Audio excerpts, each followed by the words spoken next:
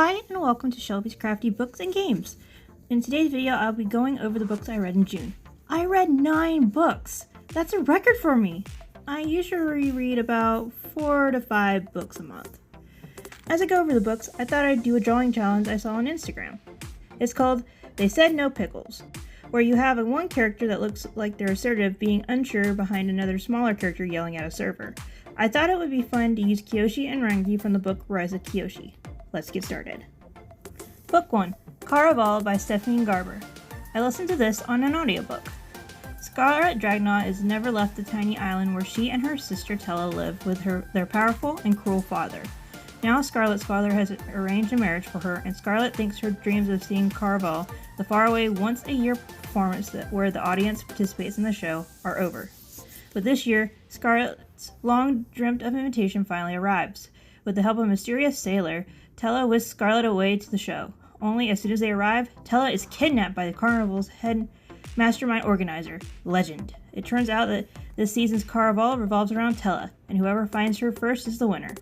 Scarlet has been told that everything that happens during Caraval is only an elaborate performance. Nevertheless, she becomes immersed in the game of love, heartbreak, and magic. And whether Caraval is real or not, Scarlet must find Tella before the 5 nights of the game are over, or a dangerous domino effect of consequences will be set off, and her beloved sister will disappear forever. My thoughts. I found this whimsical, reminding me heavily of Alice in Wonderland, but overcomplicated at times that only seemed to happen to make the end twist seem more grand. I also didn't like that Scarlet was obsessed with a guy she barely knows. I gave Caraval 3 out of 5 stars. Book 2, Crown of Midnight by Sarah J. Maas. I read this as a physical book. From the throne of glass rules a king with a fist of iron and a soul as black as pitch. Assassin Selena Sandonith won a brutal contest to become his champion. Yet Selena is far from loyal to the crown. She hides her secret vigilantly. She knows the man she serves is bent on evil. Keeping up the deadly charade becomes increasingly difficult when Selena realizes she's not the only one seeking justice. As she tries to untangle the mysteries buried deep within the glass castle, her closest relationships suffer. It seems no one is above questioning their alliances. Not even the Crown Prince Dorian, not Troll, and the captain of the guard, not even her best friend Numina, a foreign princess with a rebel heart. Then one terrible night, the secrets they have all been keeping lead to an unspeakable tragedy.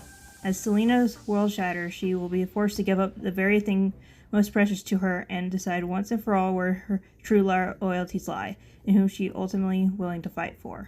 My thoughts. This book had lots of slow, dragging parts. It made it hard to read toward the end. But I did like the romance, however short. And the reveal at the end is cool if predictable. I gave Crown of Midnight 3.5 out of 5 stars. Book 3, The Hunger Games by Susan Collins. I listened to this as an audiobook.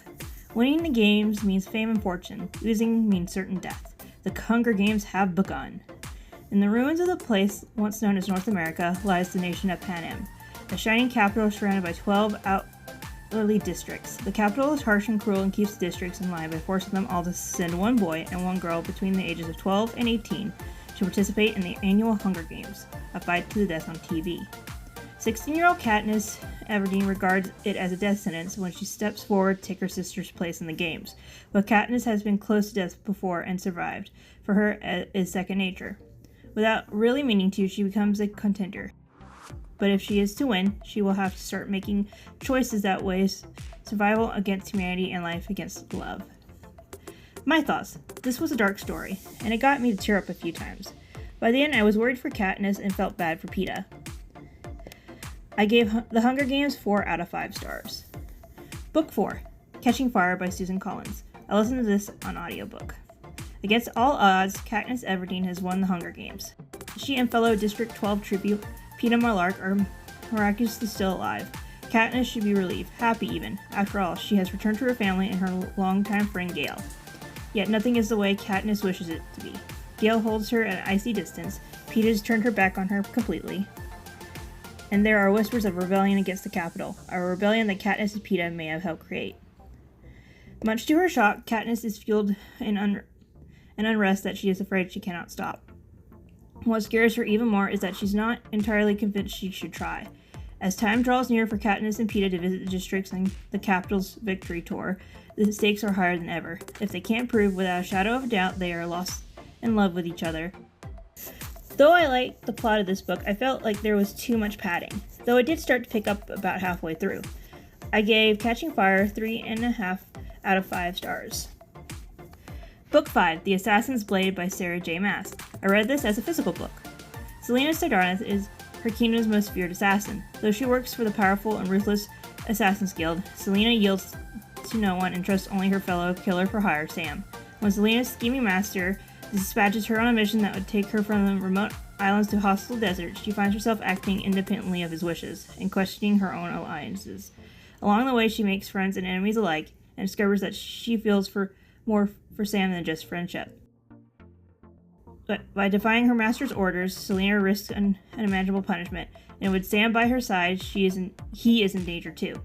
They will have to risk it all if they hope to escape their master's clutches, and if they fail, they'll lose not just the chance at freedom, but their lives. My thoughts. I really enjoyed reading this book. It was nice to see what Selena's life was like before the events of Throne of Glass. Even knowing where the characters end up, it's still an exciting read. I gave Assassin's Blade 4 out of 5 stars. Book 6, The 100-Acre Kingdom by Hassani Walker. I read this book on Kindle. On a dark, stormy night, young Clover prepares for the thunderous beasts outside to break through the fortress of her home and take her away. She is alone in her fears, standing against grand forces as a lone soldier.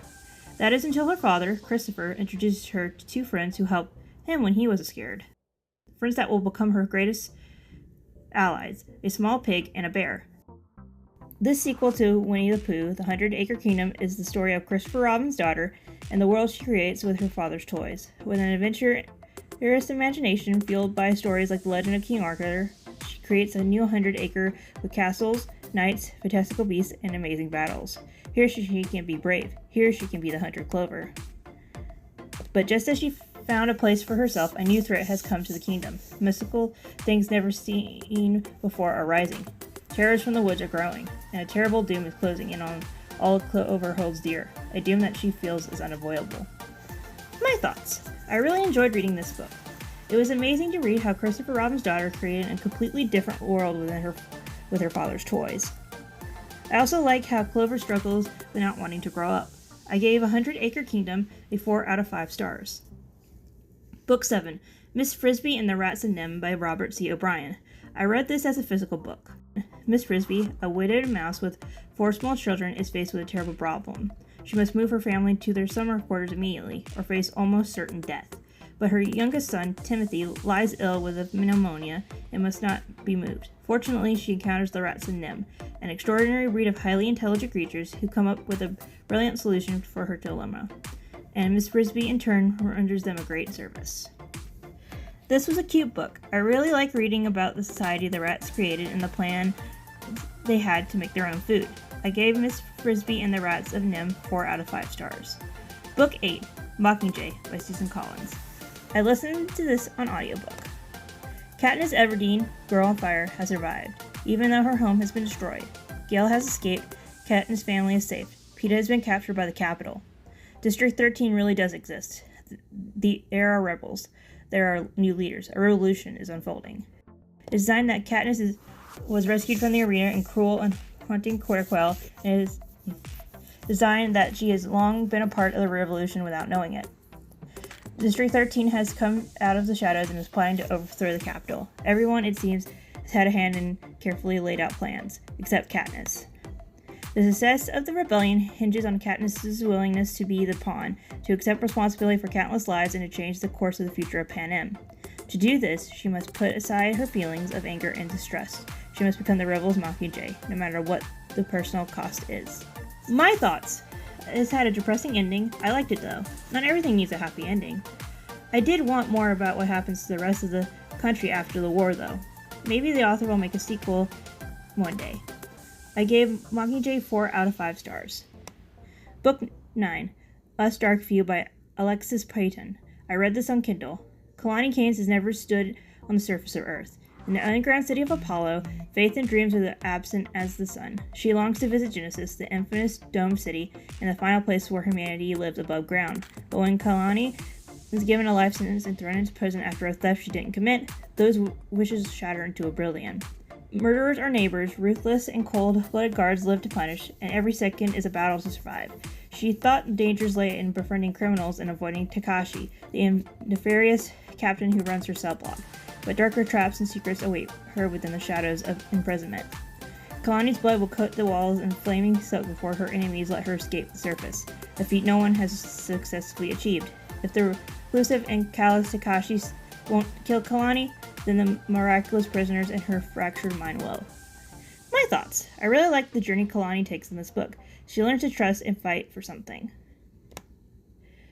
I gave Us Dark Few 3.5 out of 5 stars. That's the books I read in June 2025. Let me know what you read in the comments below.